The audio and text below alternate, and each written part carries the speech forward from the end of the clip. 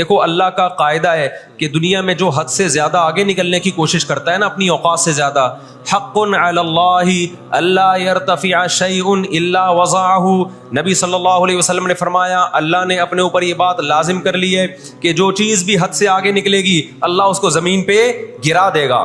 آج بھی آپ نے دیکھا ہوگا نا بہت سے لوگ ہر وقت میں کرتے کرتے تکبر سے دماغ خراب ہونے لگتا ہے، اللہ کی قدرت حرکت میں آتی اور اللہ ایک ہی دفعہ میں نیچے پٹکتے ہیں اس کو۔ نبی صلی اللہ علیہ وسلم نے فرمایا اللہ تعالیٰ کہتے ہیں الکبریاء ردائی، تکبر میری چادر ہے، جو مجھ سے اس چادر میں شرکت کی اور الجھنے کی کوشش کرے گا میں اس کو رسوا کر دوں گا۔ یہی 100% یہ معاملہ اللہ نے یہودیوں کے ساتھ کیا ہے۔ یہ لاڈلی قوم تھی، اللہ نے ان میں بہت سارے پیغمبر بھیجے، موسیٰ کلیم اللہ بھیجے جنہوں نے ان کو فرعون کے تسلط سے آزاد کرایا۔ اتنے سارے معجزے دیکھنے کے بعد جب ان کو حکم ہوا اللہ کی راہ میں جہاد کرو تو انہوں نے کیا کہا؟ اذهب انت وربك فقاتلا انا هاهنا قاعدون، اے موسیٰ تو اور تیرا رب جا کے لڑ، ہم یہیں بیٹھ کے تماشا دیکھ رہے ہیں۔ اللہ نے کیا کیا ہے؟ ابراہیم علیہ السلام کے جو دو بیٹے تھے نا، ایک اسماعیل اور ایک اسحاق، تو اللہ نے نبوت کہاں شفٹ کر دی؟ اسماعیل علیہ السلام کی اولاد، کہ اب جو آخری پیغمبر آئے گا وہ اسحاق علیہ السلام کی اولاد میں نہیں ہوگا، وہ بنی اسرائیل میں سے نہیں ہوگا۔ اسرائیل یعقوب علیہ السلام کا لقب ہے، یعقوب علیہ السلام کی اولاد میں نہیں ہوگا، وہ کس کی اولاد میں ہوگا؟ اسماعیل علیہ السلام۔ ان کے اندر دو بیماریاں، ایک حسد کہ فلاں کو نعمت کیوں مل رہی ہے، اور ایک دنیا سے محبت۔ قرآن کہتا ہے یود احدہم لو یعمر الف سنہ، ان میں سے ہر شخص چاہتا ہے کہ کم سے کم اس کی عمر کتنی ہونی چاہیے؟ 1000 سال۔ اور مسلمان دنیا سے محبت نہیں کرتا۔ تو آپ بتاؤ دو ایسی قوموں کا مقابلہ ہو کہ ایک زندہ رہنے کے لیے لڑ رہی ہو اور ایک موت کے لیے لڑ رہی ہو، تو فتح کس کو ملے گی؟ جو موت کے لیے لڑتا ہے۔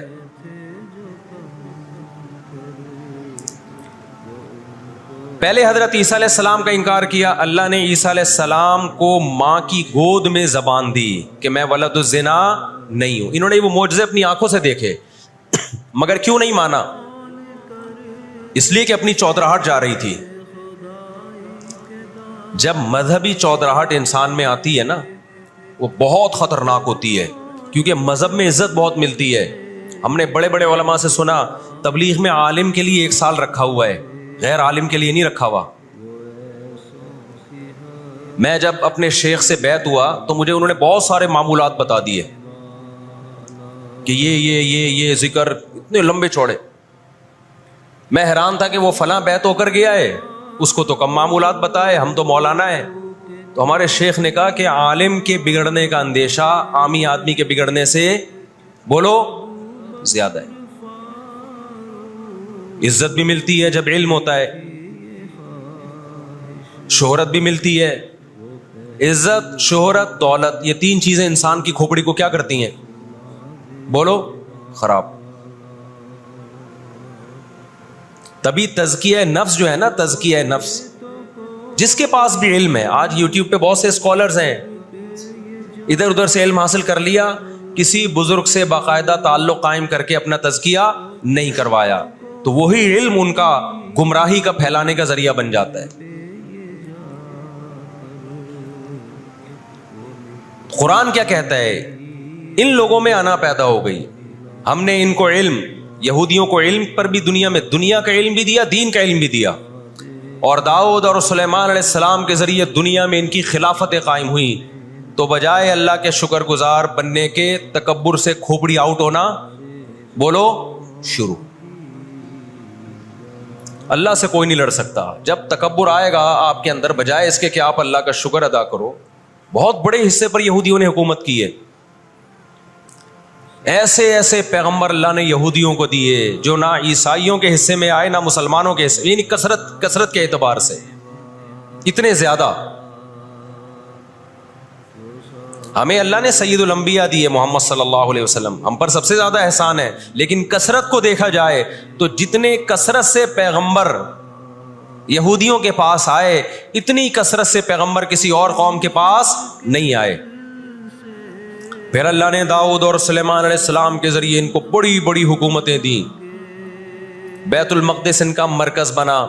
لیکن اللہ کا شکر گزار بننے کے بجائے تکبر سے کھوپڑی آؤٹ ہونا شروع ہو گئی.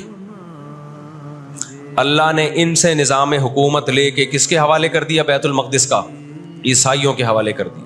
عیسائی بہت تھوڑے تھے, لیکن اللہ نے ان تھوڑوں کو ان طاقتوروں سے لڑوایا اور اللہ نے ان کو مغلوب کیا. ان کے ہاتھ سے بیت المقدس نکلا اور اس کے بعد سے اب تک ان کے ہاتھ میں بیت المقدس نہیں آیا. مسلمانوں کے پاس آ گیا, ان کو نہیں دیا اللہ نے. 18ویں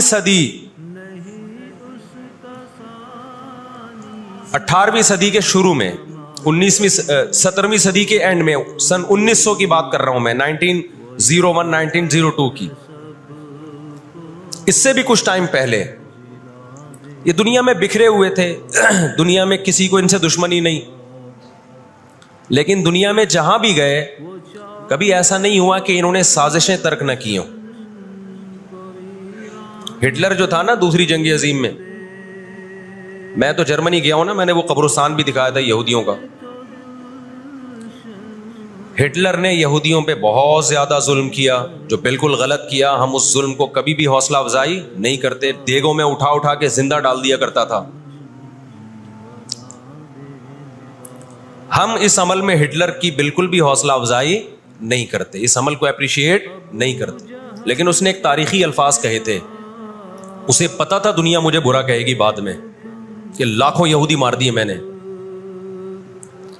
اس نے کہا میں چاہتا تھا سب کو قتل کر دیتا, ایک بھی زندہ نہ چھوڑتا, لیکن کچھ میں زندہ چھوڑ کے جا رہا ہوں, تاکہ دنیا جب مجھے یاد کرے گی نا کہ یہودی ظالم تھا, تو دنیا کو پتا چلے گا کہ میں نے ان کو قتل کیوں کیا. کچھ چھوڑ کے جا رہا ہوں, یہ چین سے نہیں بیٹھیں گے, دیکھنا کرتے کیا ہیں یہ. آج ہٹلر زندہ ہوتا, ہٹلر اگر آج زندہ ہوتا, دنیا کہتی کہ تو بندہ ٹھیک نہیں تھا لیکن بات ٹھیک کر کے گیا ہے. جیسے مشرف بندہ ٹھیک نہیں تھا لیکن بات, اس نے کہا نا دنیا کس کی زبان مانتی ہے؟ ڈنڈے کی. بات ٹھیک کر کے گیا ہے.